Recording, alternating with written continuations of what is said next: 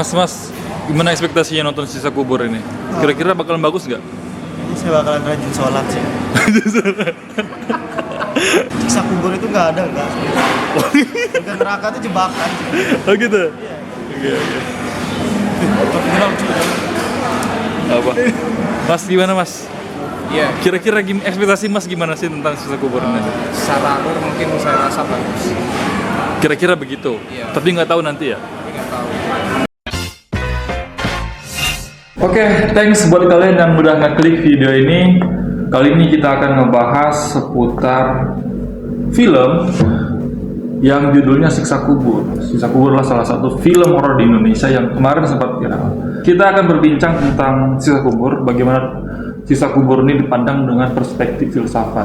Oke, sebelum ke video jangan lupa like video ini, dan bagi kamu yang belum subscribe silahkan subscribe dulu ya guys.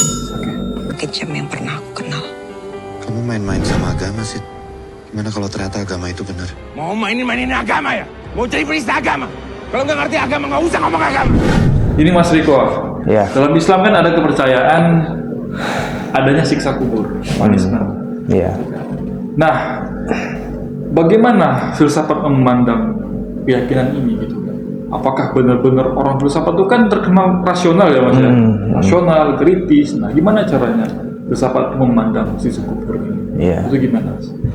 Nah, sebenarnya jika ditanya bagaimana seorang filosof memandang si fenomena siksa kubur yang terdapat dalam agama Islam, itu sebenarnya tergantung bagaimana perspektif kita atau cara memahami bagaimana siksa kubur itu ada atau enggak, eksis atau sebenarnya itu cuman konstruksi kewacanaan yang dihadirkan oleh agama. Nah, lagi-lagi tergantung bagaimana perspektif kita. Kalau misalkan kita menggunakan pemahaman yang dipakai oleh para pemikir barat modern, terutama pada masa gejolaknya industri, pada masa industri di era Aufklärung itu, beberapa pemikir, beberapa filosof itu mereka skeptis terhadap agama, termasuk wacana-wacana yang dibawakan oleh agama, terutama agama Abrahamik, Yahudi, Kristen, dan Islam. Dan termasuk wacana siksa kubur itu. Siksa kubur itu kan salah satu konsep dalam agama Islam kan. Nah, beberapa pemikir barat modern ini memahami agama itu sebagai konstruksi kewacanaan.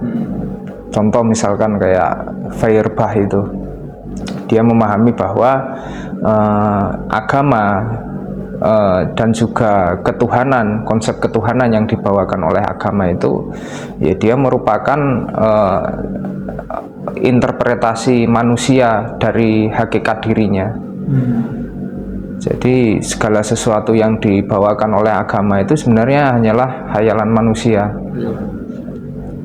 Tapi ada juga yang memahami bahwa agama itu tidak bisa dibuktikan. Contoh misalkan esensi Tuhan, kemudian jiwa manusia, dan alam, hakikat alam semesta. Pokoknya hal-hal yang berbau metafisik itu nggak bisa dibuktikan. Termasuk siksa kubur. Termasuk siksa kubur. Dalam hal ini termasuk siksa kubur, karena itu kan sifatnya metafisik. Itu kan melampaui pengalaman kita kan. Dan itu kan dirasakan setelah kita mati kan. Nah, itu nggak bisa dibuktikan. Nah, siapa pemikir yang mewacanakan hal itu? Ya ini Immanuel Kant. Immanuel Kant itu memahami bahwa karena dia ini seorang rasionalis sekaligus empiris, karena dia akan mendamaikan dua paham itu kan. Dia memahami bahwa ya pengetahuan yang sifatnya pasti itu ya ilmu-ilmu alam, karena dia mengandung putusan sintetik a priori. Nah, sedangkan agama itu kan dia kan bukan sintetik a priori, karena proposisi atau wacana yang terdapat dalam wacana keagamaan itu tidak berdasarkan realitas empirik. Misalkan wacana tentang Tuhan Maha Tahu, Maha Adil itu kan melampaui batas-batas pengetahuan kita sebagai manusia. Itu nggak bisa dibuktikan. Termasuk ya mungkin dalam hal ini siksa kubur. Karena siksa kubur itu kan melampaui realitas empirik kita, itu nggak bisa dibuktikan. Itu nggak bisa kita jadikan sebagai pengetahuan yang sah kalau kata Immanuel Kant. Karena itu melampaui realitas indrawi kita, melampaui menerjang batas-batas kemampuan pengetahuan kita. Dan nah, tetapi Immanuel kan memahaminya gini, konsepsi kita tentang Tuhan, konsepsi kita tentang kematian, jiwa dan hakikat alam itu bisa menjadi landasan kita dalam bertindak. Itu sebagai 3 postulat praktis kalau kata Immanuel Kant itu. Jadi menjamin kita dalam bertindak. Misalkan kita melakukan kebaikan, ya karena kita meyakini adanya Tuhan, kita meyakini adanya siksa kubur seperti itu. Kita meyakini hal-hal yang sifatnya metafisik. Jadi kita bertindak, misalkan saya membantu Mas Angga ketika lapar gitu di jalan gitu. Kebetulan Mas Angga nggak ada uang. Biasanya kan orang itu kan memahaminya, ya saya membantu Mas Angga ya biar besoknya minggu depan saya dijajanin sama Mas Angga. Nah, tapi kalau katakan ya membantu itu merupakan suatu kewajiban. Nah, kenapa kita melakukan hal itu? Karena kita memiliki 3 postulat praktis itu. Salah satunya Tuhan, keabadian jiwa, yang dalam hal ini nanti kalau dalam agama Abraham itu kan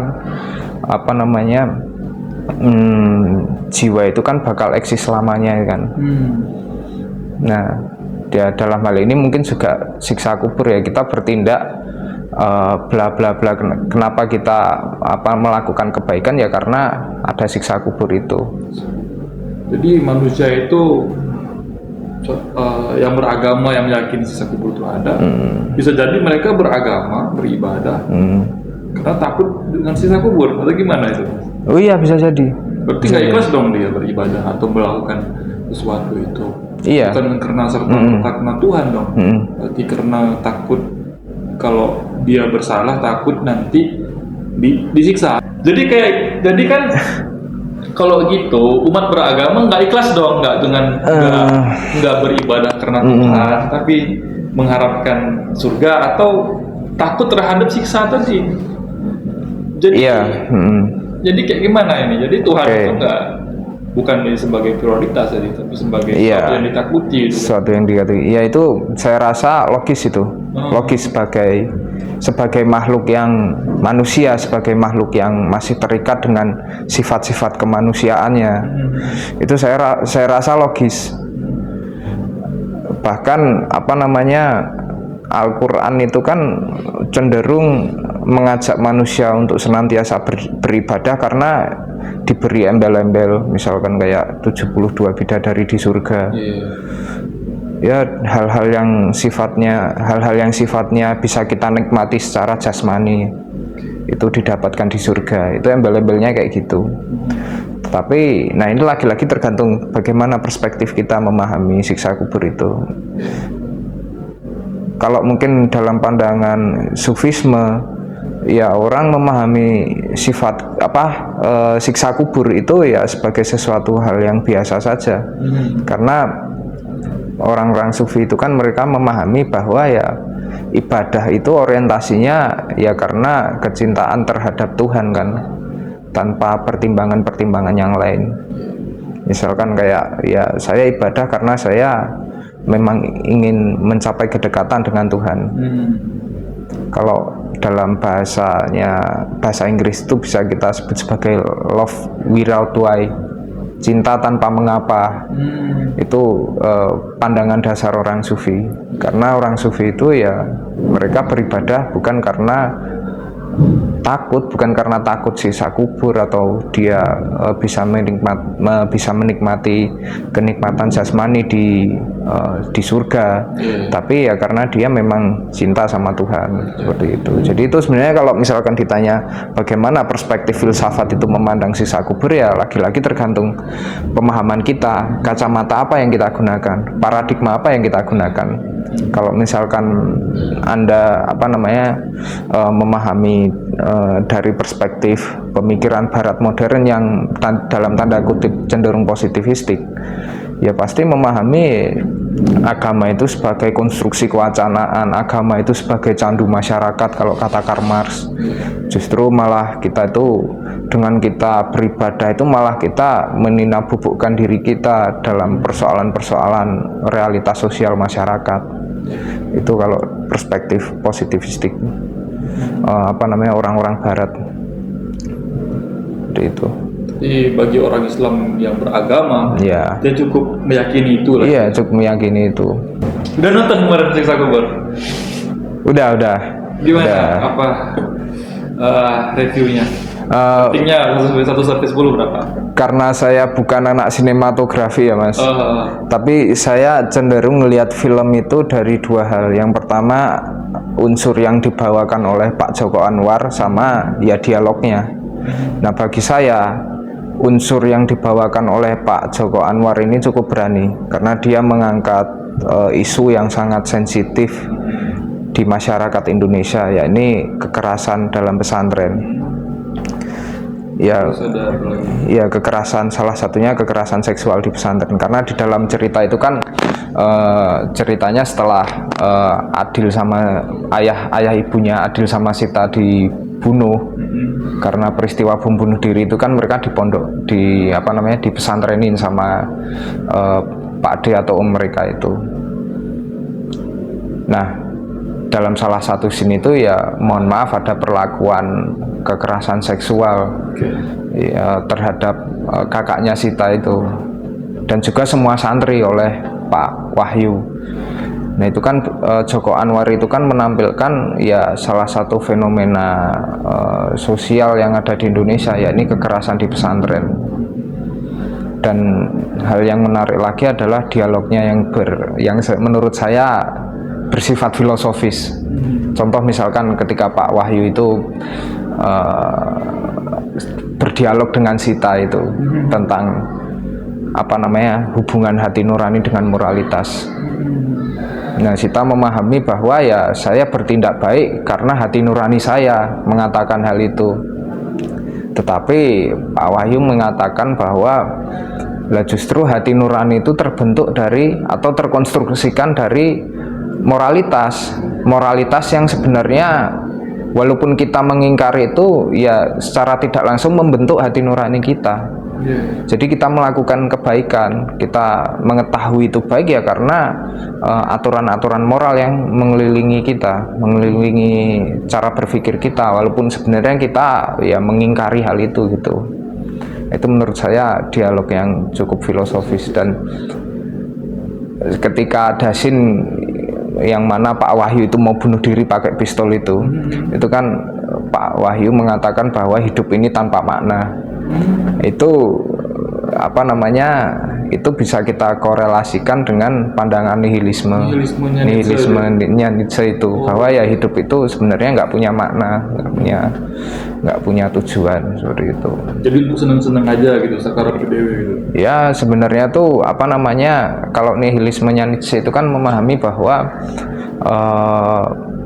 ya sebenarnya hidup ini tuh tanpa makna, bukan usaha untuk mencari makna itu sesuatu yang sifatnya sia-sia, seperti itu. Sita, iya, di akhir itu kan, itu dia melihat Pak Wahyu itu kena siksa kubur. iya. Dia sempat merekod itu. Nah, menurutmu Sita itu beneran berhalusinasi atau bukan? Apakah dia benar-benar menyaksikan siksa kubur itu atau cuma halusinasi dia? Atau emang Sita itu sebenarnya udah mati itu? Gimana menurutmu? Kalau sebenarnya itu multi tafsir sih Mas. Oh, gimana? Saya juga melihat itu setelah nonton film itu 2 kali, juga 2 kali. iya sampai 2 kali tuh ya, karena mohon maaf yang kedua itu dipaksa sama temen. Saya lihat lagi itu reviewnya tentang di YouTube itu tentang pembahasan tentang ending film Siksa Kubur itu. Nah, ada yang bilang sebenarnya Sita itu, ada yang bilang itu tuh mimpi. Jadi apa namanya, ketika Sita itu dikuburin di jasadnya Pak Wahyu itu, terus dia kan mengalami serangkaian kejadian kan, misalkan kayak apa namanya, kayak temannya Sita itu, yang satunya susternya itu ditusuk-tusuk itu, terus juga yang kegiling di mesin cuci itu ibunya itu, yang nenek-nenek itu ada yang bilang ya sebenarnya itu Sita itu mimpi, dia tidur dan itu mimpi. Tapi ada yang bilang sebenarnya Sita itu udah mati. Jadi alur ceritanya itu, jadi setengah perjalanan filmnya itu menceritakan proses halusinasinya Sita menuju kematian. Argumen yang kedua gimana? Nah, itu kan di pertengahan film itu kan ada scene yang ada pas Sita dikuburin, Adil yang jaga kuburannya itu kan ada ular lewat itu. Nah, sebenarnya Adil itu udah dipatok ular. Makanya di akhir scene itu kan dia kan lebam kan sini ya, benjol kan. Itu sebenarnya dipatok ular itu. Nah, dan apa namanya, Sita dia itu mati karena kehabisan oksigen. Itu teori kedua itu. Itu teori yang kedua. Terus.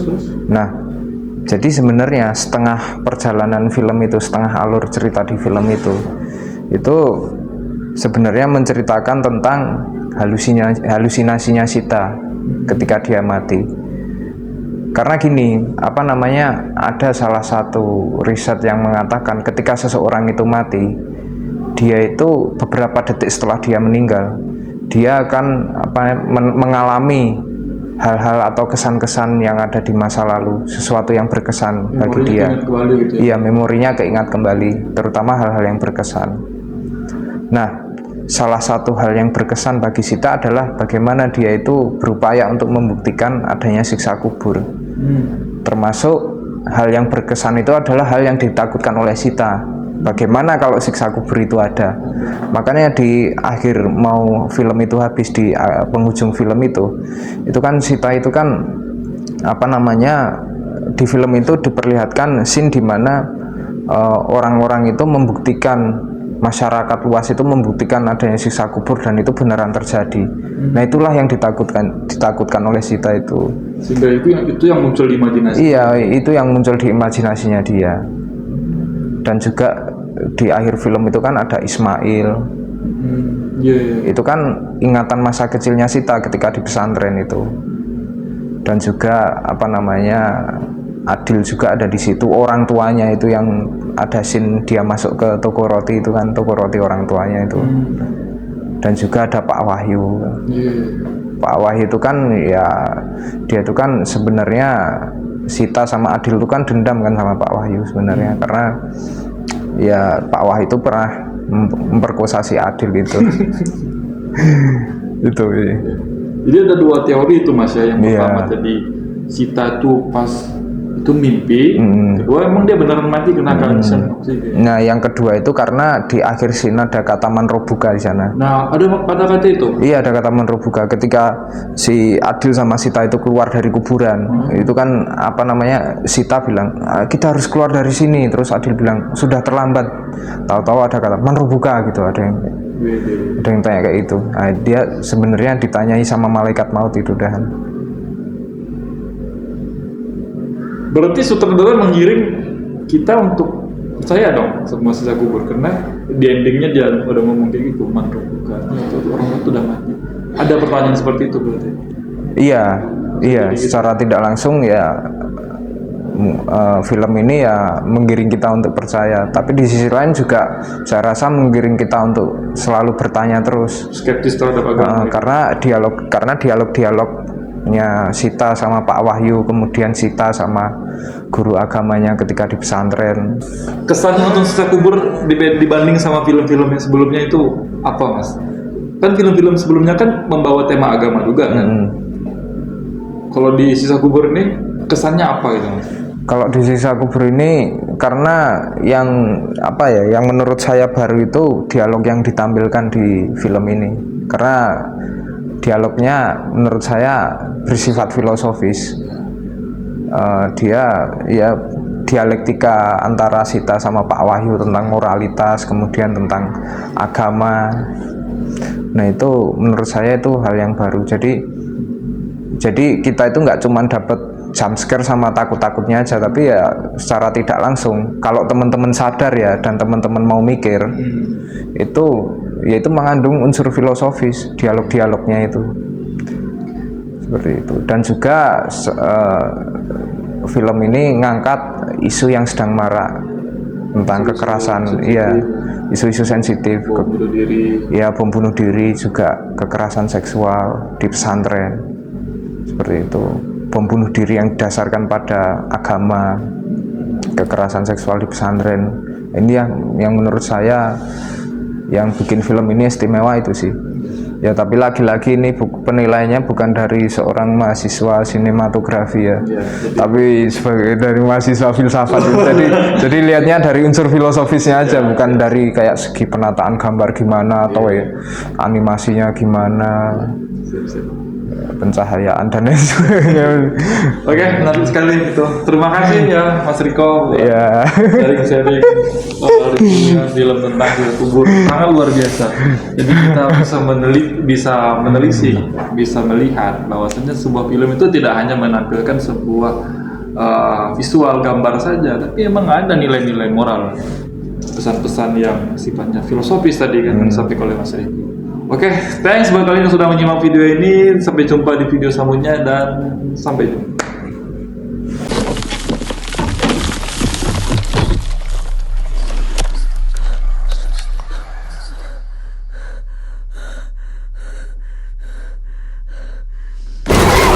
Siksa Kubur hanya di bioskop Lebaran 2024. Jadi benar-benar bakal doang.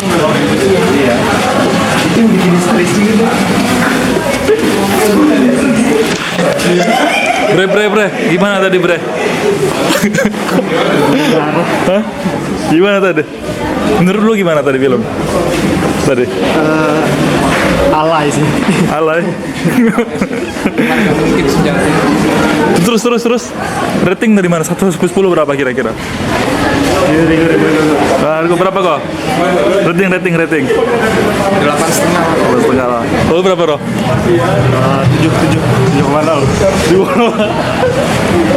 Habis ini gimana perasaannya? Apakah itu kira-kira tambah yakin gitu nggak sama Sisa Kubur? Atau memang kira-kira ada kegiatan kayaknya gue mau tobat aja deh gitu?